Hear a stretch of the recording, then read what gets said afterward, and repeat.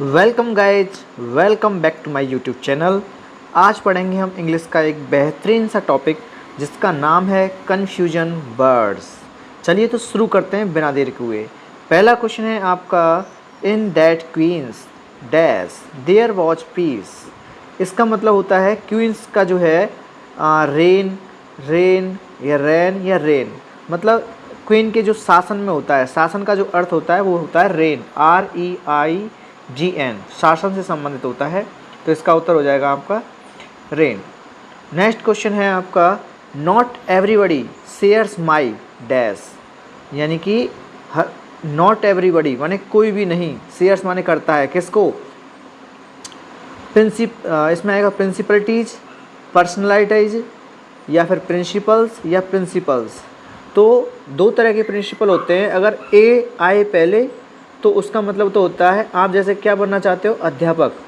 तो अध्यापक बनना चाहते हो तो ये तो होता है प्रधानाचार्य, प्रिंसिपल, अगर ए पहले आ रहा है तो। और अगर आपका एल पहले आ रहा है तो ये होते हैं आपके सिद्धांत, प्रिंसिपल्स। तो बताइए अब यहाँ पे शेयर करने वाली किसके लिए बात आएगी, आपकी प्रिंसिपल के लिए, सिद्धांत वाले, या प्राध्यापक के लिए। तो आपका उत्तर सही हो जाएगा प्रिंसिपल, यानी कि आपके सिद्धांत। उत्तर हो जाएगा सी। नेक्स्ट क्वेश्चन है आपका, the dash of the dress lead to the misfit. इसका मतलब होता है आपकी ड्रेस मतलब मिसफिट हो रही है। क्यों हो रही है? श्रिंकेज की वजह से, किसी वजह से हो जाती है, श्रिंकेज की। तो आपका इसमें दा के बाद वैसे भी क्या आएगी, नाउन आएगी, और नाउन कौन सी है इसमें से, श्रिंकेज। श्रिंकेज क्या है, इसका सही उत्तर हो जाएगा।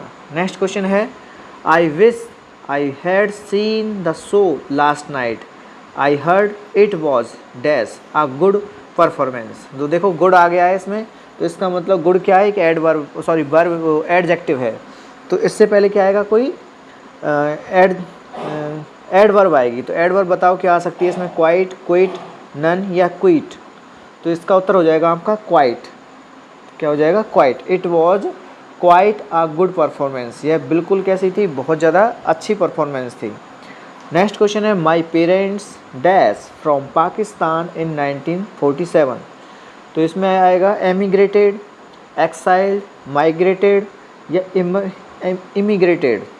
तो ध्यान रखें आप, जो फ्रॉम होता है, फ्रॉम से पहले हमेशा आता है एमिग्रेटेड। क्या आएगा आपका, एमिग्रेटेड, यानी कि जिसमें EMIGRATED, एमिग्रेटेड फ्रॉम टू।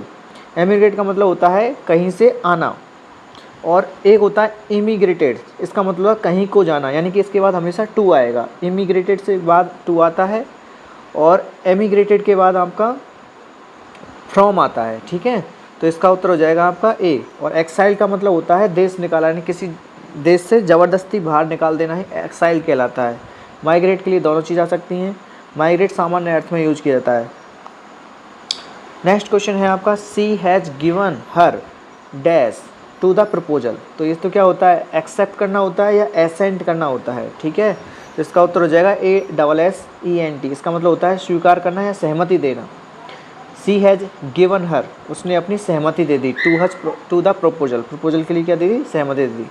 और जो ASSENT होता है, इसका अर्थ होता है आपका ये होता है चढ़ाई जैसा, यानी कि किसी पर ऊंचाई की तरफ जाना। ठीक है, और एसेंट, ACCENT, इसका मतलब होता है एसेंट बना, किसी जैसे कोई लैंग्वेज होती है, उसको बोलने का एक तरीका होता है, लहजा होता है, तो उसमें आता है आपका एसेंट कहते हैं। जैसे ब्रिटिश एसेंट में इस इंग्लिश होती है, इंग्लिश को ब्रिटिश एसेंट वाले मतलब अलग एक लहजे में बोलते हैं, और कनेडियन अलग बोलते हैं, और रशियन अलग तरीके से बोलते हैं, इस तरह से। ठीक है, और एडजेंट्स तो होगा नहीं इसमें, इसका मतलब तो होता है नेक्स्ट, मतलब नेक्स्ट टू मतलब बगल वाला, तो ये तो नहीं होगा। तो इसका उत्तर हो जाएगा आपका बी, एसेंट।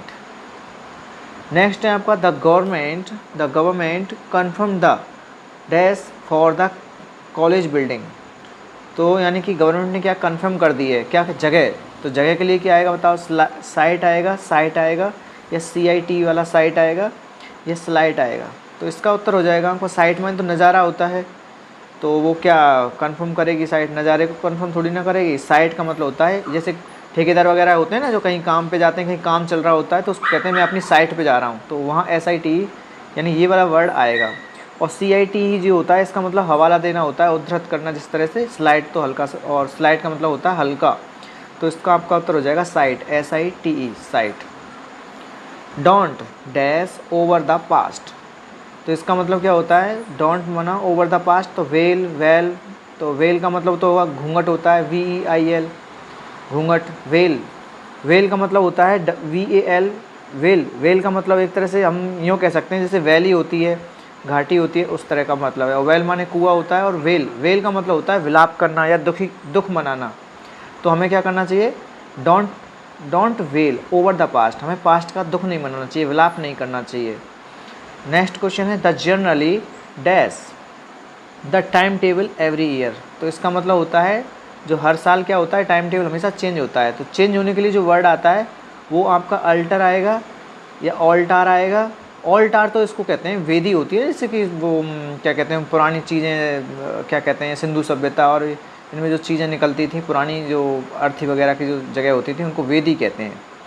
और एलिटर, एलिटर का अर्थ होता है, एलिटर का मतलब अदरवाइज जैसे अर्थ ले सकते हैं। हॉल्टर कहते हैं जो जानवर वगैरह होते हैं आपके, उनके गले में जो रस्सी बांधी जाती है उसको हम हाल्टर कहते हैं। क्या कह सकते हैं उसको हम, लगाम, लगाम कह सकते हैं। और जो इसमें तो हो जाएगा आपका उत्तर ऑल्टर, ALTER, जिसका मतलब होता है बदलता है, यानी परिवर्तनशील। तो नेक्स्ट है आपका the day of the new medication was loss of appetite, इसका मतलब होता है द के बाद इसका मतलब नाउन आएगी, तो नाउन कौन सी होगी इसमें, द इफ़ेक्ट ऑफ, यानी किसका, प्रभाव, दवाइयों के प्रभाव से उसकी भूख क्या हो गई है, कम हो गई है, ख़त्म हो गई है, जो कह सकते हैं लॉस हो गई है। तो इसमें आएगा इफ़ेक्ट होती है वो, तो यानी कि डी हो जाएगा आपका। Thank you for watching. आपको वीडियो अच्छा लगा हो तो लाइक करें, शेयर करें, सब्सक्राइब करें। फिर मिलते हैं नेक्स्ट टॉपिक में, नेक्स्ट टॉपिक के साथ, या फिर इसी टॉपिक के नए क्वेश्चंस के साथ। तब तक के लिए धन्यवाद, बाय बाय।